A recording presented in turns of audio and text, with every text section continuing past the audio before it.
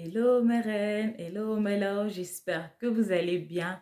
Bienvenue dans cette nouvelle vidéo. Voilà, si tu n'es pas encore abonné, n'hésite surtout pas à t'abonner, à liker et à me laisser des commentaires. Alors aujourd'hui, le thème qu'on va aborder aujourd'hui, c'est Seigneur, ouvre mes yeux. Ouvre mes yeux. Alors, ce thème a été tiré de la parole de Dieu dans le livre de Genèse 21 et du verset 8 jusqu'au verset 15. Alors, dans ce verset, il s'agit de Agar. Agar qui est une Égyptienne, qui est la servante de Sarah, qui est la femme de Abraham. Agar a eu un enfant avec Abraham et cet enfant s'appelle Ismaël.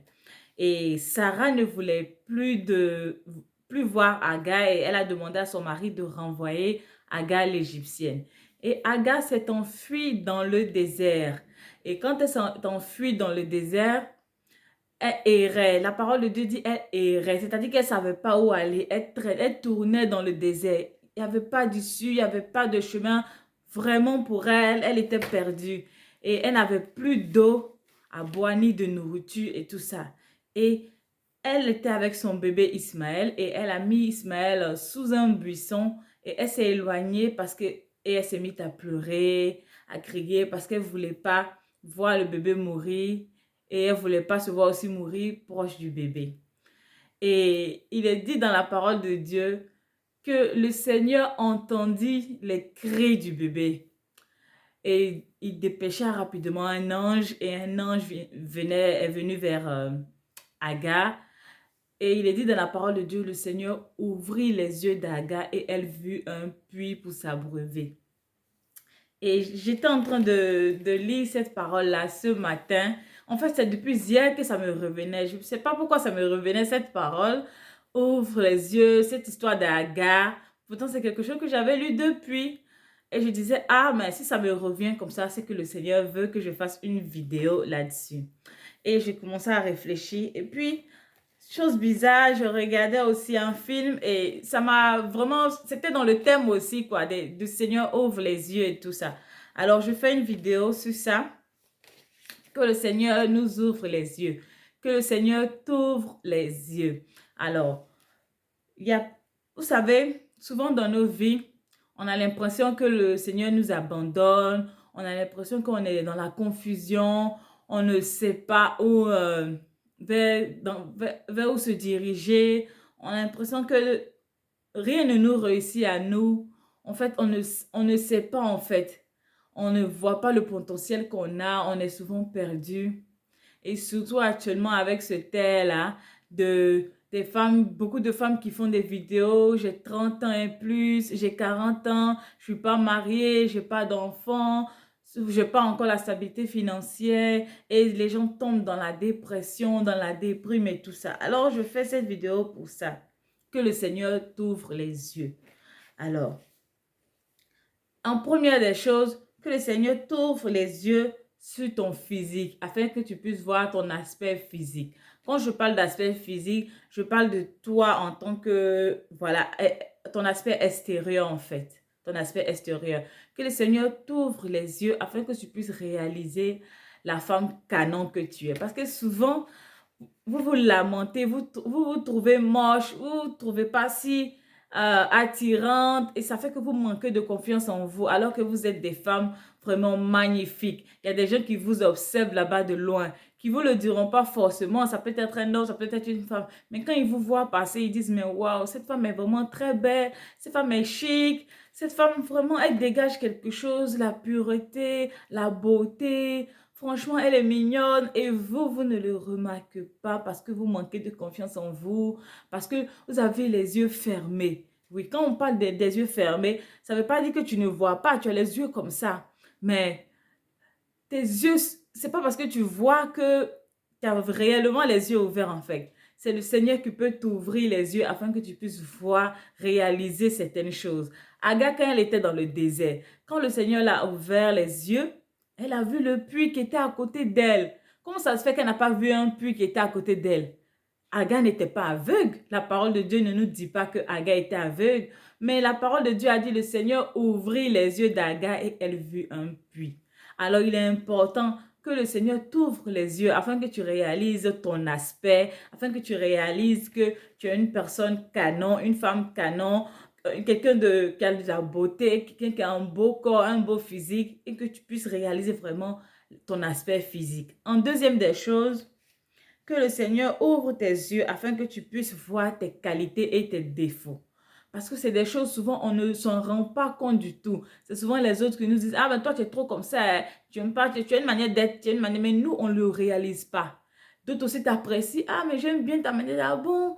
Souvent même, on est étonné. Vous voyez, c'est parce qu'on ne le réalise pas. On n'a pas réellement les yeux ouverts. Alors que le Seigneur nous ouvre les yeux, que le Seigneur t'ouvre les yeux afin que tu puisses réaliser quelles sont tes qualités, quels sont tes défauts. Tu vois, et si tes défauts sont vraiment nombreux, tu pourras travailler dessus afin de les assassiner. Et si tes qualités aussi sont peu nombreuses ou sont nombreuses, afin de travailler à les affiner, afin que ça soit vraiment quelque chose de raffiné et tout.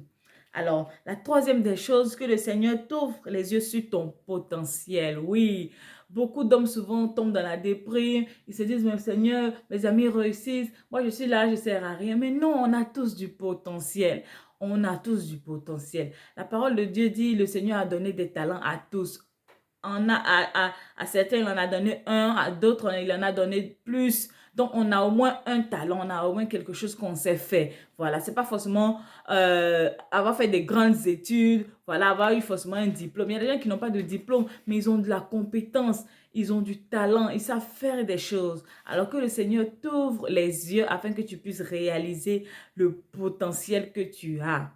Alors, la quatrième des choses que le Seigneur ouvre tes yeux sur ton partenaire de vie. Oui, ton partenaire de vie.